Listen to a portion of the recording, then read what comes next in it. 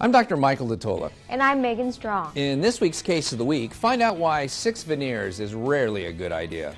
And find out why a German coffee chain is ordering crowns and dentures from the Philippines. And a retired dentist comes out of retirement and wants to know the best way to get back into preps and impressions again. That and more on today's Chairside Live.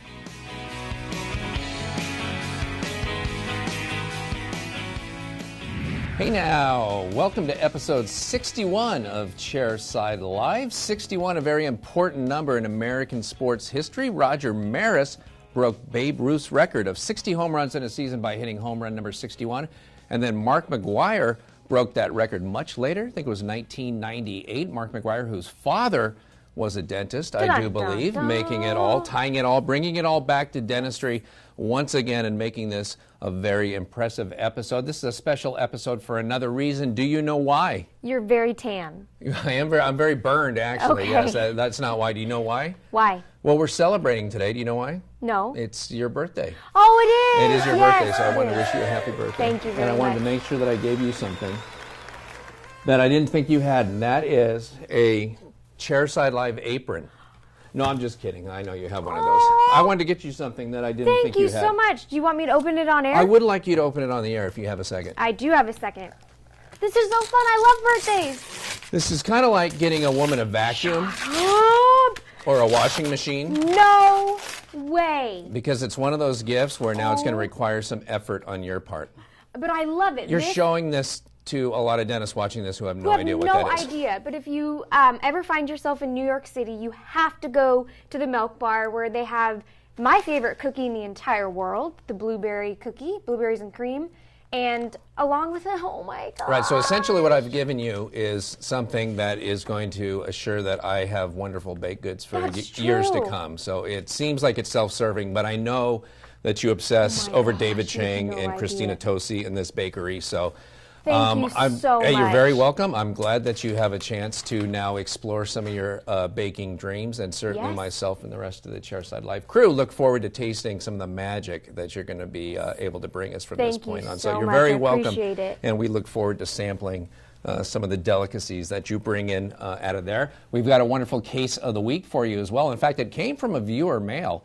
A dentist who's a friend of mine who wrote in and wanted some advice and was just asking a question about a case on a patient who came in who had some pre-existing veneers but didn't like the way his smile looked, and he wanted to know, he had an interesting actually suggestion about how he wanted to treat the case. Let's go ahead and take a look at that now.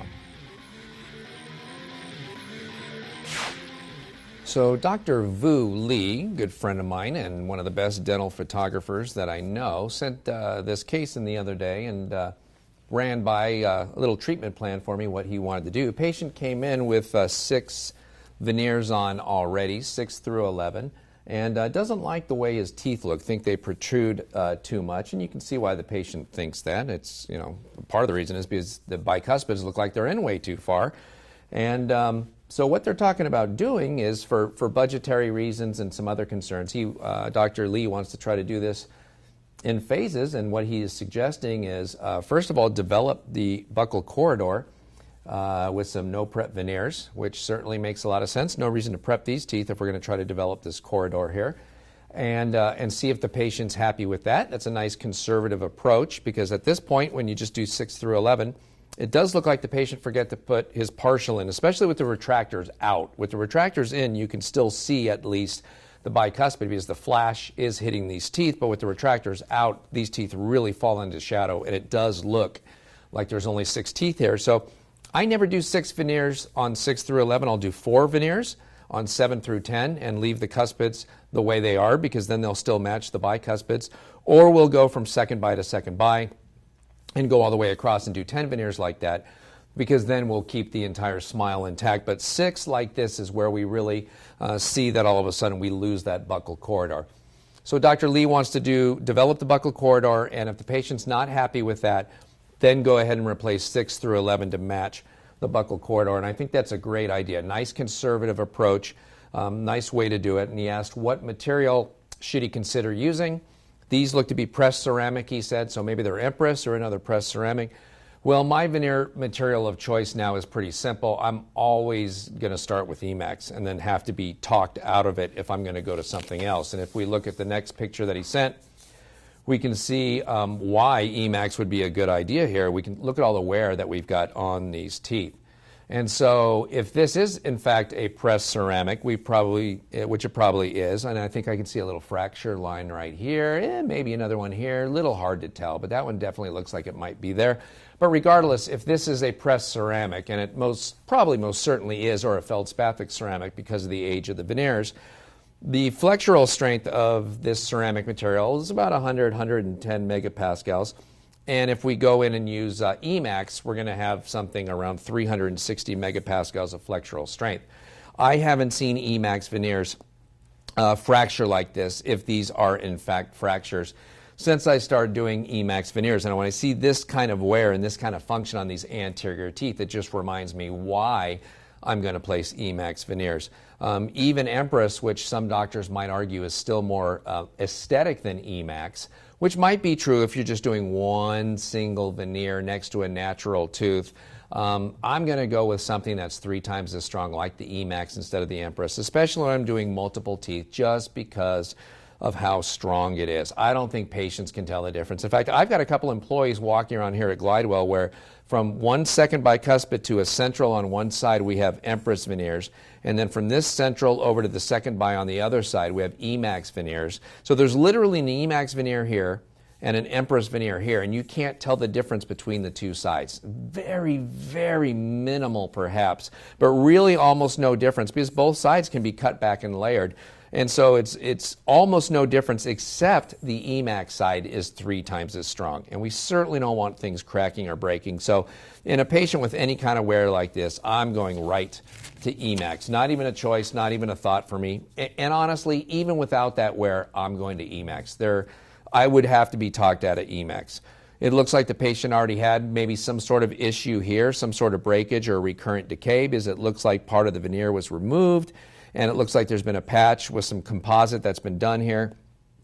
It looks like we've already had some wear here. We're missing part of the mesial incisal angle as we come along here, and this looks to be shorter than the incisal edge over here. So there's probably been a little bit of wear along that incisal edge as well. Teeth are a little bit squatty. It looks like we're about as wide, maybe a little bit, 0.5 millimeter longer. So we should be a little bit longer if we're going to increase length there. But again, Dr. Lee's idea of just putting a couple veneers on the bicuspids, the patient must not be super unhappy with how these look. And I think it's interesting to be able to add to those and see if the patient likes it. Another idea could be to have us do a diagnostic wax up on these bicuspids and then take a putty wash impression of it, take it off the diagnostic wax up, and then put some Bisacryl like Luxatemp into that putty wash, put it in the patient's mouth, let it set for 4 minutes and pull it out. And then you would have the Bisacryl stuck on the bicuspids and he could get a preview and see if he liked how it looked. If he liked how it looked, then you could order the permanent veneers and put those on. If he didn't like how it looked, then you could just take these off and do all of the veneers at the same time. But Dr. Lee's way certainly works just as well too. Put on the veneers, and if he likes it, great, you're done. If he doesn't like it, take these off and do it. Either way, it's probably 6 one way, half dozen the other. On the retracted shot from the side, again, you can see just how far in it is. And now we get a look at why these veneers were probably done in the first place. We have something that certainly resembles tetracycline staining here. And we can see some sort of lesion here that some people might call abfraction, some people might call toothbrush/toothpaste abrasion here. And we can see that there's already a little reduction that's been done for us here. And so a no-prep veneer certainly makes some sort of sense. And we can see our 2 PFM crowns, which certainly look markedly different in terms of aesthetics than what we have here in terms of these pressed or feldspathic restorations. And I would certainly expect the e.max veneers that go onto these teeth to look better than these restorations do. Obviously, these are almost a decade old, and so the newer e.max restorations will look better even though they're a lithium disilicate and not a traditional porcelain. If we look over at the retracted view on the other side, we see the same type of thing on the other side, except the teeth look a little bit healthier. We notice they don't have that same dark kind of tetracycline look, probably because we have more enamel there. And really that color, that discoloration that we see from tetracycline staining is in the dentin itself. So anytime we have a tetracycline type patient, our tendency, or at least my tendency, was always, well, let's prep a little bit thicker so we can make the veneer thicker. But as we remove the enamel and make the veneer a little bit thicker, we get closer to the dentin, and so the stump shade always gets darker. And so it's always kind of a double-edged sword. So Dr. Lee's suggestion of doing no prep veneers here actually makes more sense, and we'll be able to block that out a little bit better. You know, that's not a great shape on this cuspid veneer here on tooth number 6, but again, not a big deal. That wasn't the patient's chief complaint, and he might in fact be okay with how that looks once the bicuspids are in place. As we look here at the occlusal maxillary shot, we can look and see that it does appear that there was certainly some preparation done on these veneers. They don't necessarily have the look of no prep veneers, and I would doubt that 10 years ago that there would have been a material where you could have done a no prep veneer in a pressed ceramic back then. There was maybe one system where you could have done it, but it wouldn't have been a pressed ceramic veneer. And if you look at the arch form here, it does appear that there was probably some amount of preparation done. You can see on the lingual that we definitely have a darker tooth structure than we have on the facial. And so it's not readily apparent as you look at it here. If you just looked at this one shot and looked at the arch form here, it doesn't appear that these buccal surfaces on the bicuspids are that far to the lingual of where 6 through 11 are. I mean, if it looks pretty innocuous from this angle, if I look at it, I would not guess that the buccal corridor was as much of an issue as it is looking from this angle. So that's a little tricky. This is the angle or the photograph that I like to look at most often when I'm trying to decide whether or not I can do no prep veneers or minimal prep veneers on a case like this. But it's really that straight on facial shot, that very first picture that we looked at. It's the one we want to look at when we're evaluating the buccal corridor. And lastly, we'll just take a peek here at the mandibular occlusal shot. And you can see again that we've got some wear on these lower anteriors. We've got all that wear on tooth number 22. And then we can tell this is a patient who, I don't know, I would guess he's got a relative who's a dentist. Look at that, an occlusal gold foil on that lower second bi. That's pretty impressive. This is somebody who has made some investments in his mouth, and when a dentist made a suggestion to him, he said yes and had that little gold foil done. Maybe he's got an uncle who's a dentist or something like that, but it's pretty cool to see that in there. This is a patient who obviously has taken the suggestion of a dentist from time to time or at some point in his past. So we know he knows how to say yes to good dentistry. So I like Dr. Lee's plan here. We're going to start off and put, he's going to start off and put a couple no prep veneers on these bicuspids and see if the patient is happy or not. And if the patient likes it, then the case will be done. If the patient, maybe the patient looks at it and says, you know what, I like how the buccal corridor is, but those veneers look so nice compared to these 6 in the front. Let's go ahead and redo those, and then Dr. Lee would have an opportunity to take those off and upgrade the ones that we have here to some upgraded e.max veneer. So if we get an opportunity to get some photographs of the case when it gets finished, we'll certainly come back on another case of the week and show you how the case turned out. Thank you for that, Dr. D. Now let's go to a segment we call Viewer Mail.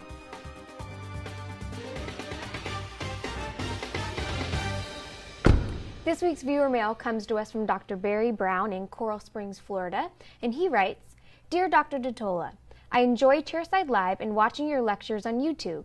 In a Chairside magazine letter to the editor, a dentist wrote how your prep and impression presentation helped her so much. I've recently come out of retirement and I would love to see that presentation. Is it available online for free or for purchase? I really could use a good refresher as I've lost my touch and my impressions aren't what they used to be. Many thanks, Dr. Barry Brown. Well, Barry, first of all, congratulations. It's neat to hear that the patients have demanded that you come back out of retirement. Obviously, you had a great relationship with them, and it's nice to hear that you're coming back and picking up the handpiece again. And yeah, I could see if you were off for a couple of years that it would definitely be the kind of thing where you would sit down to do it again, and it's easy to get rusty. I noticed even when you take a couple of weeks or a month off that you can get rusty. My dad used to take the entire month of August off, and the whole family would go to Hawaii. In fact, that's why I became a dentist, because I thought every dentist got to take the entire month of August off. Turns out it's not so, but I remember when he would come back in September, he would say that he was always rusty for the first week. So it is that kind of thing where you do lose those skills relatively quickly. The procedure that she's talking about is that reverse preparation technique, and that is available online for free, or you can pay for it. Either way, you can do it either way. So you can watch it for free, or you can send me money and watch it as well. I'm going to go ahead and leave that up to you. I do have a PayPal account if you're interested. I'd suggest you just go ahead and watch it for free. It's available if you go to glidewelldental.com, and then you'll click on the little video button, and you'll see the reverse preparation technique and the 2-cord impression technique. They go along together because I pack the cord as I'm preparing the teeth. And as you'll hear me tell the story, I was rusty coming out of dental school, without a break. And it was really just a matter of me not being able to prep teeth the way that I was taught in dental school. So I kind of, for my own survival, had to come up with a way to do it. So it was almost like a paint by numbers or a prep by numbers technique. And I think if you're coming at it and you're sitting back down and trying to do it again, and it's not as intuitive as it once was, you're going to find that this kind of step-by-step technique to walk you through it, it's going to be a nice way to get you back into it and make sure that you're reducing enough in the right areas to give you good results from your laboratory, whoever they might be. So you may not end up using it exclusively for the rest of your career, but it's going to get you back doing the right things again, and then maybe that'll jog some memories of how you used to do it. And certainly with the 2-cord technique that's part of it, it's going to get those impressions that you're taking right back to where they used to be. So if you have any further questions about the technique, please feel free to write in here or Chairside Magazine or email me personally, and I'll help you out in any way that I can. So congratulations on coming back to the profession, and we'll certainly help you out any way that we can. Megan, was he our viewer mail of the week, I would assume? Yes, and guess what he wins? He wins the cookbook that I just gave you. Absolutely not. Oh, Sorry, Barry. Oh, no, that's mine. too bad. But he can cook up something of his own in his own kitchen with the Chairside Live apron. Oh, and you know what else? If he doesn't bake, yes, he could wear that Chairside literally while working on patients, could he not? He totally could. He could. Yeah. It's kind of like over scrubs, or you could wear it if he wears like just a regular shirt and tie. Right. To keep the blood off. You could wear that as well. It would look wonderful. And if that apron wasn't enough, well, hello, you have a photo yeah, there we are. of us wearing the apron. In Hell's Kitchen, or what appears to be Hell's Kitchen. Right. Where Our side job went just horribly wrong. That's right. Where I'm Gordon Ramsay, and you're the contestant. Right. About to be fired. And you know what else would be nice? What? Since he's talking about learning the reverse preparation technique, how about a reverse preparation burr kit to get him started on his way? Here you go, Barry. So this is, when you watch the video online, you're going to see this burr kit from Max's Dental, so we'll send that along to you. So after you watch the video online, this will come in the mail. Actually, it might come before you watch the video. And you'll be able to sit down, and the first time you try it, you may not want to try it on a paying patient. I would look for an in-law, or if you have access to a prison population or a staff member, you may want to try that first and give it a try. And this is the burr kit that goes along with it, and you'll be able to use that. And we wish you the best of luck. And actually, that apron wearing that Chairside, that's a little Sweeney Todd. I don't know if you ever saw that movie with Johnny Depp, where he was the butcher, and he was actually killing people and then chopping up and putting them in meat pies. Was that a Tim Burton movie? That was. Right. I kind of stay away from Tim Burton stuff. Really? Yeah, it might be a little freaky. So maybe the apron should stay in the kitchen, as you mentioned. So. All right. Got any news? Yes. The dental division on board the submarine tender USS Frank Cable received a CAD/CAM system earlier this year, which means better dental care to sailors in the Pacific Fleet. This is the first ship in the fleet to use this dental technology. Not only do the sailors on board receive dental treatment, but the nearby manned submarines and ships as well. The new one-day service allows sailors to return to their duties faster than was possible in the past, saving the Navy in lost man hours. That's really neat. I got an opportunity to lecture earlier this year down at the Navy base in San Diego, and I've had an opportunity to lecture at an Air Force base up in Colorado Springs.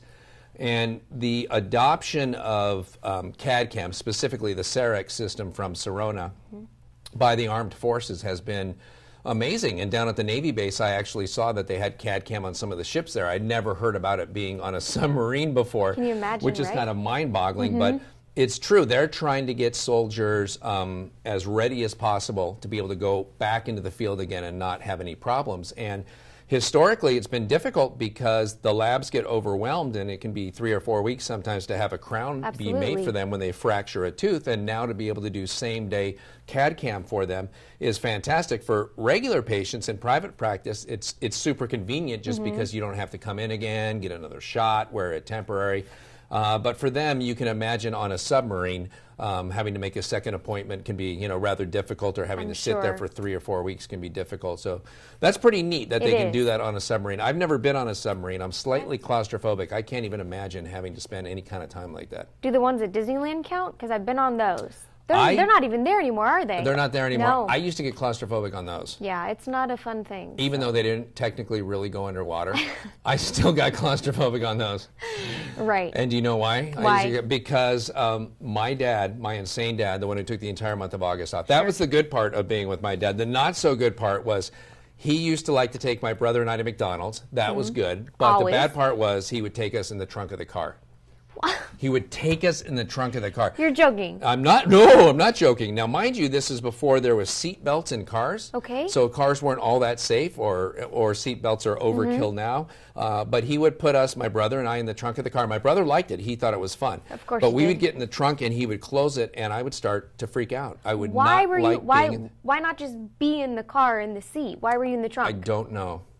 I don't know, because he thought it would be fun and my brother thought it would be fun. And ever since then, I have not enjoyed being in the trunks of cars, or movies of the trunks of cars, or fake submarines at Disneyland, or real submarines at Disneyland, or any small enclosed space I'm not a big fan of. It might be time to explore that in counseling.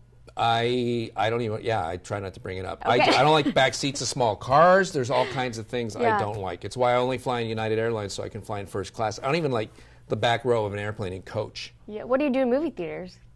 Oh, those are fine. Okay. Those are big, wide open spaces with huge Right, ceilings. but so you have to be. Do you have to be on the end seat? Otherwise, you're enclosed by everyone else. No, by because I know I strangers? can always get up. Okay. It's more of a control So if there's issue. an escape route, you're fine. Yeah, if there's an escape route, Right. you can get up and leave and walk out of a theater. Okay. That's not a big deal. You Sure. can't get up and walk out of a submarine. Nope. There's no getting out of there besides That's swimming. a difficult one, but. So my hat's off to our armed servicemen who serve on submarines, and I'm really glad you can get your dentistry now same day thanks to the Navy and thanks to Sirona and CEREC technology. Anything else? Yes. What if the local coffee shop in your morning routine offered some other unusual items? Say pajamas, household appliances, or maybe dental restorations? Well, a German coffee retailer is going to do just that. The coffee chain is now offering dentures and crowns along with their lattes. The dentures are imported from the Philippines and prices start at around $160. The Bavarian Association of Dentists disapproves of the coffee company's new items, claiming that it puts the patient-dentist relationship at risk. What, the H? Right, is that not the weirdest thing?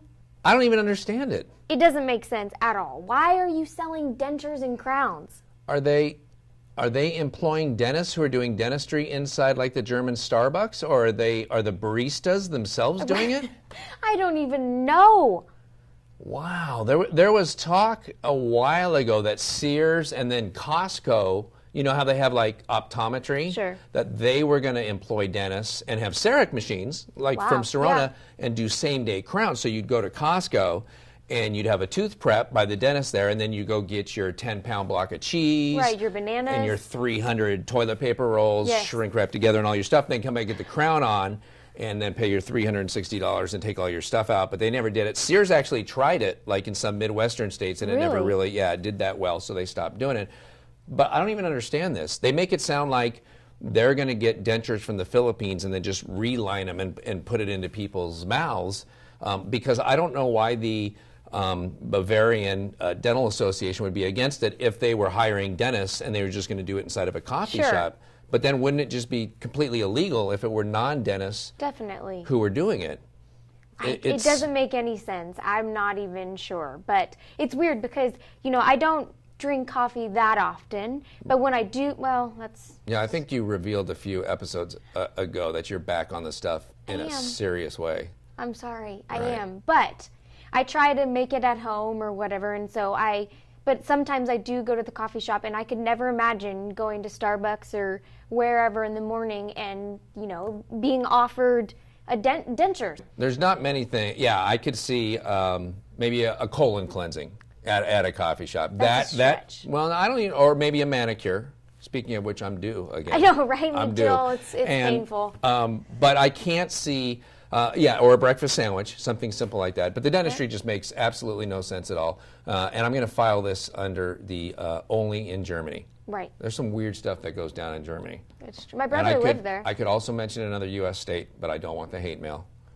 But it's in the southeastern portion of the United States, and I'm going to leave it at that Please. because I don't want to anger people in that far southeastern state. But a lot of weird stuff in Germany. Yes. And we have 2 German employees here, prominent employees, We who do. will back us up on that. That some really weird stuff happens there. And this is one of those things. Let's follow this and see what happens. I think it's a publicity stunt, to be honest, by the Bavarian coffee chain. Okay, we'll see. All right, look into it. Find out for me. I want to know more. All right. Thank you. All right. Well, that about wraps it up for this edition of Chairside Live. On behalf of myself, Megan, the crew of Chairside Live, and everybody here at the laboratory, I want to thank you for your time and your continued commitment to quality dentistry. We'll see you next time.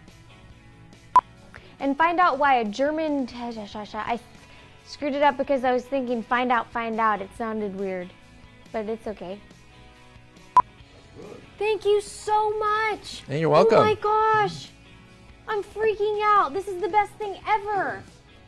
I think on page 84 is...